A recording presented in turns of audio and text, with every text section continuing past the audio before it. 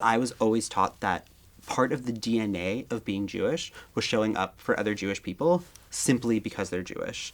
Like, this terrible restaurant opened up like 3 blocks away from us, and it was kosher, and like we went there 3 times in the opening week, and I asked my mom, I was like, why are we eating at this terrible restaurant every day? And she's like, because it's a Jewish restaurant and you like support the Jewish restaurants.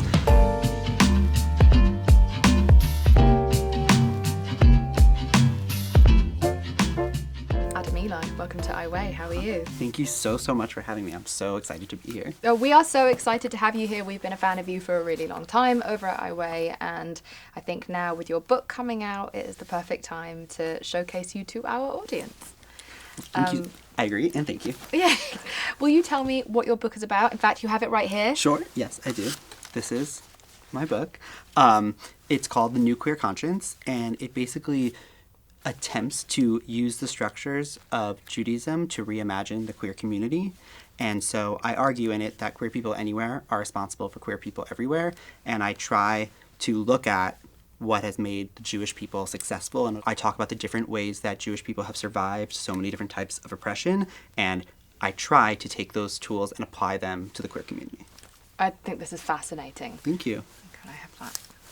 This is such a cool idea. I think this is going to help so many people. But I was wondering where this decision, where this inspiration came from. So when we talk about being queer and religious, or being queer and Jewish, because that's the only experience I can speak to, the story that we often hear is, I was queer, everyone around me was Jewish, and I was closeted, and I couldn't come out, and it was really hard for me. And that is a part of my story, and that story is valid and important, but I think it's a story that Needs to change. One, needs to change, Yeah. and 2, has been told a lot. And so while that was a part of my story, what I like to talk about now is how I genuinely believe that Judaism, it fueled my queer activism and acts as like the cornerstone and the foundation on which it's placed in like a theoretical and also like practical, literal way. And I wanted to ask you when it was that you came to realize that there was a direct correlation between the way that Jewish people have used Judaism as a tool to kind of come together, and how you think that queer people could approach their own unity. After the shooting in Pittsburgh last year, I was taken aback, as everyone was, and we'd actually planned a different protest. We had an intersex protest that day, and so I was planning for a different protest, and we were all shocked.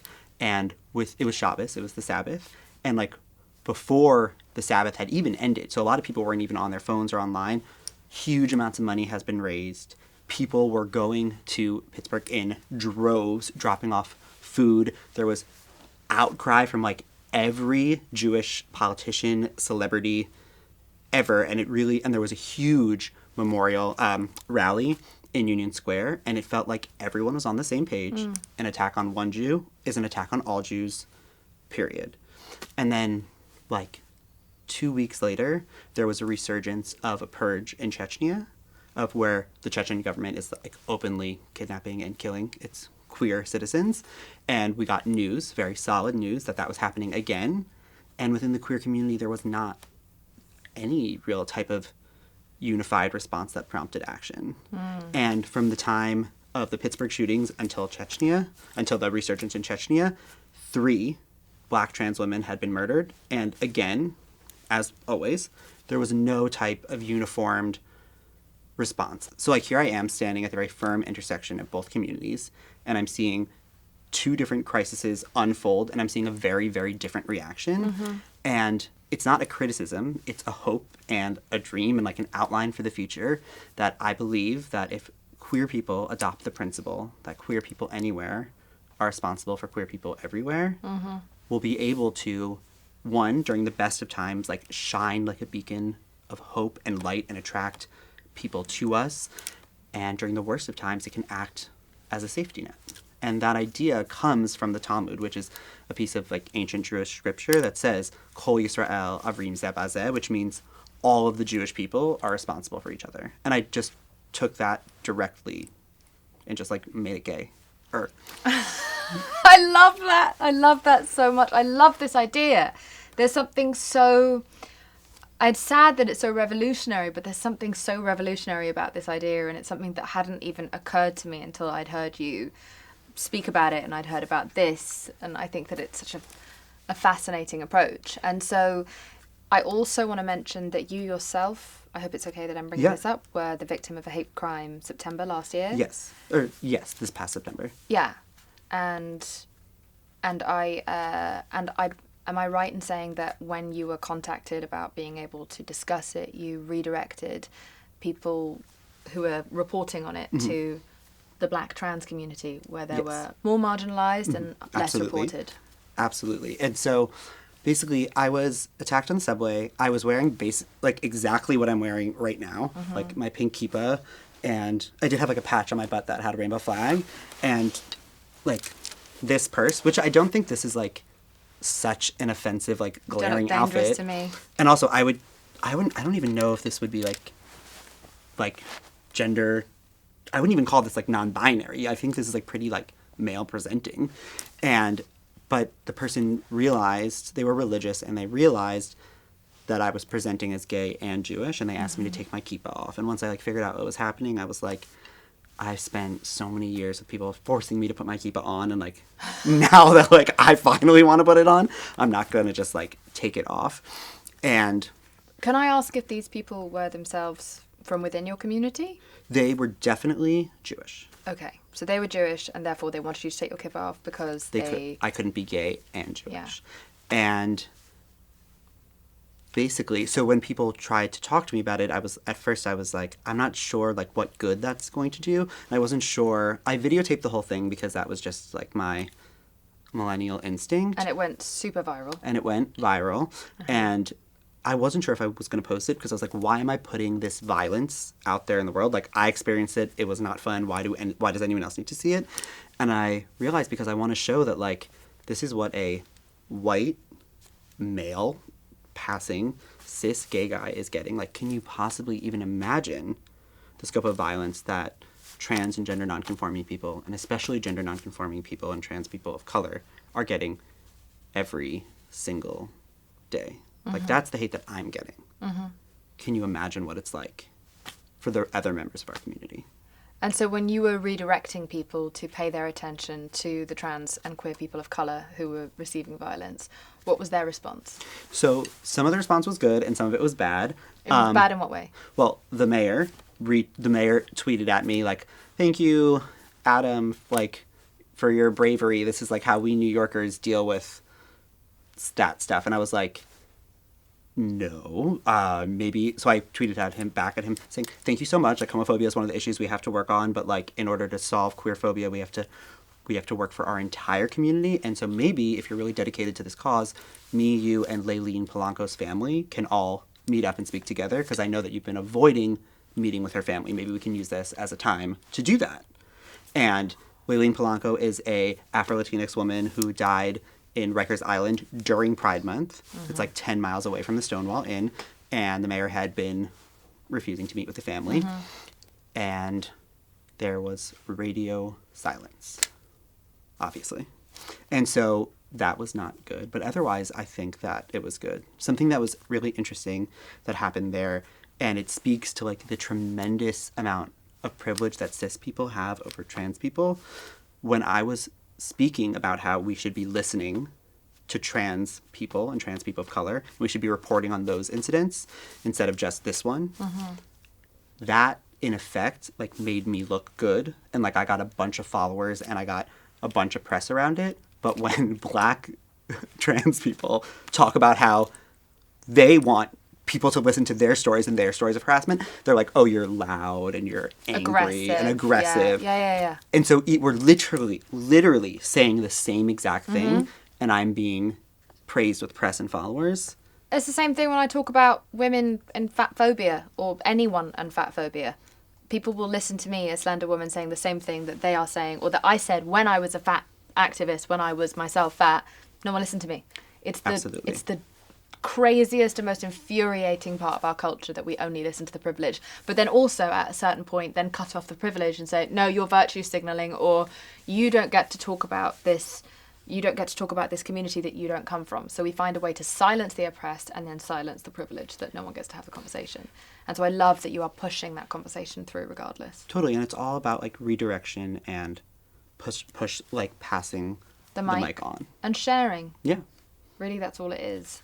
How are you since that attack? Thank you for asking. I'm okay. I used to do a lot. The way I started organizing after the Pulse massacre, and I basically, before I had any type of following online, I just posted online, like, if you're sad and upset about what happened, you can meet me at this street corner. And like 30 people showed up, and we all went to the memorial together. And I was like, oh, turns out that social media can be used as a tool for like real life organizing. Who knew? And then throughout my activist career, I did a lot of that. And a huge amount of the number of protests I organized were like, meet me here at this time in this place. And it really worked. And since that attack, and since the sharp rise in anti-Semitism in the past like 15 months in the US, I've been nervous to do that. I've been nervous to say like, meet me on this street corner at this time and like show up alone, which is something I used to do like twice a month. Mm-hmm. So that's... Because you're not just endangering yourself, you're endangering, I guess, everyone, unfortunately. Oh my God, absolutely. And especially I'm so grateful and excited and blessed that a lot of the Voices for membership is generally like 16 to 23, which is like a dream come true. But at every protest, I'm sitting there like terrified. I'm like always counting the minutes to end because it's just one more minute that someone can like show up with a gun or show up in a car with the knife. Like everyone has access to my Instagram in that location. So I've been nervous to do that since. Yeah.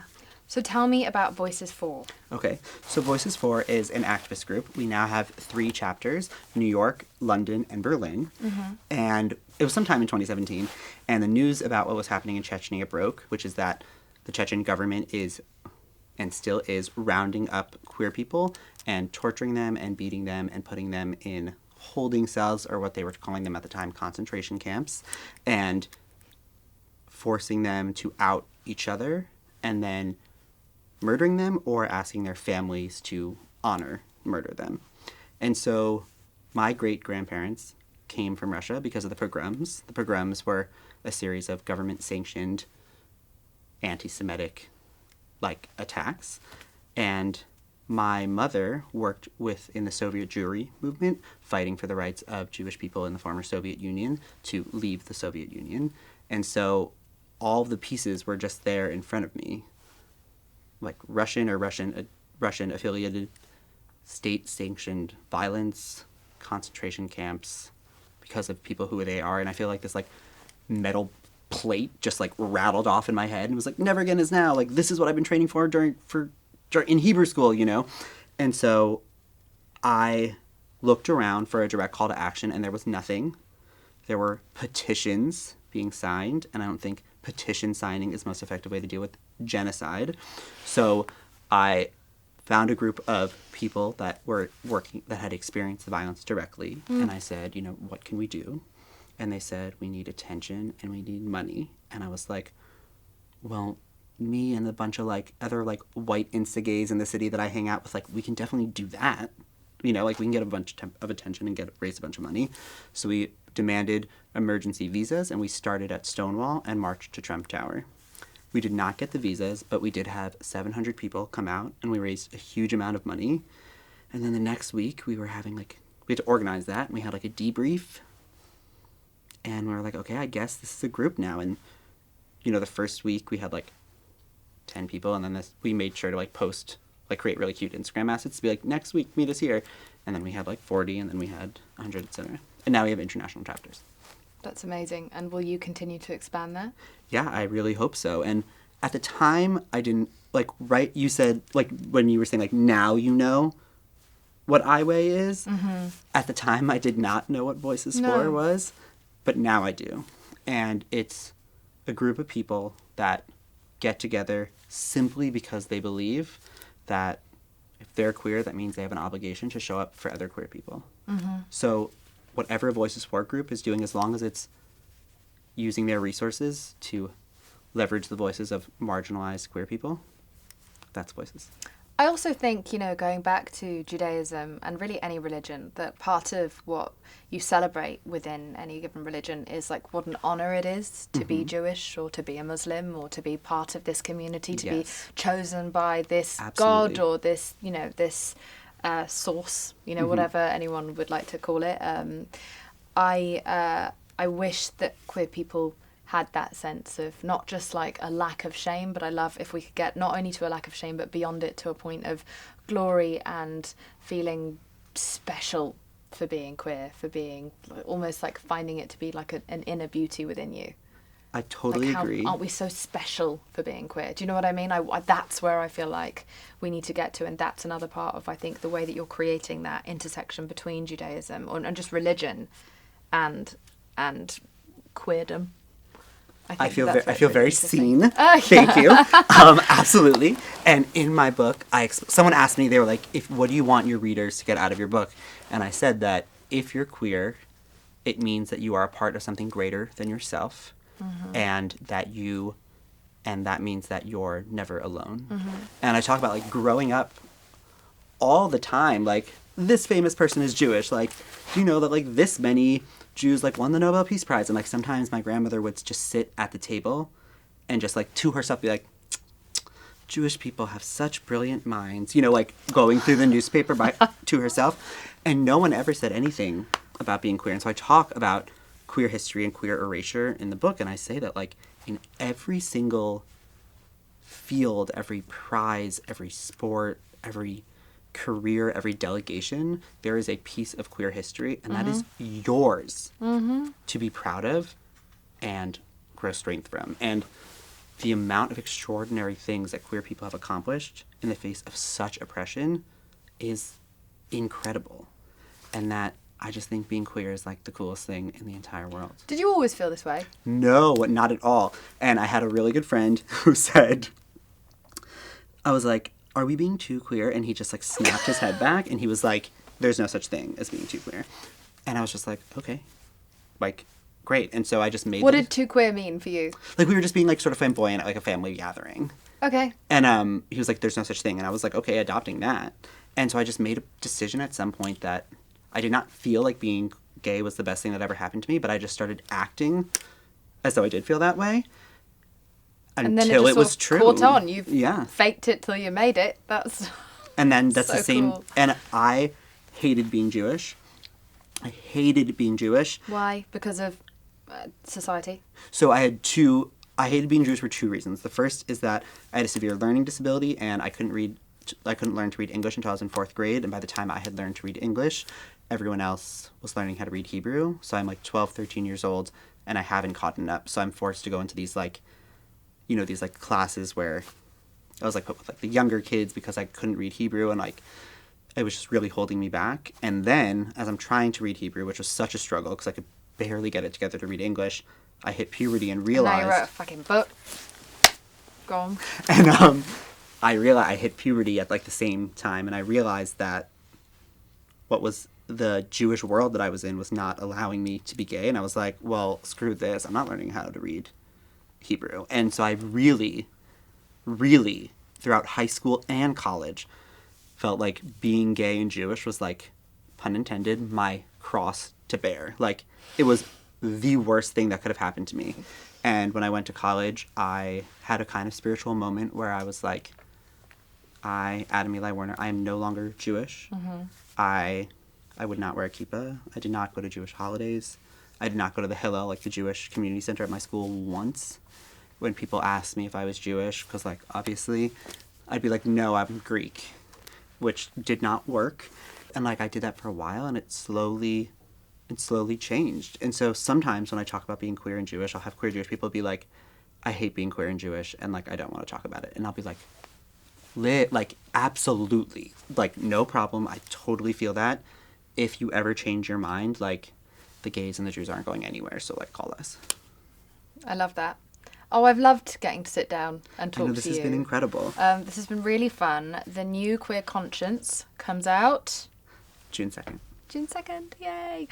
Thank you so much. Yeah, thank you so much for having me. Adam Eli. What a joy.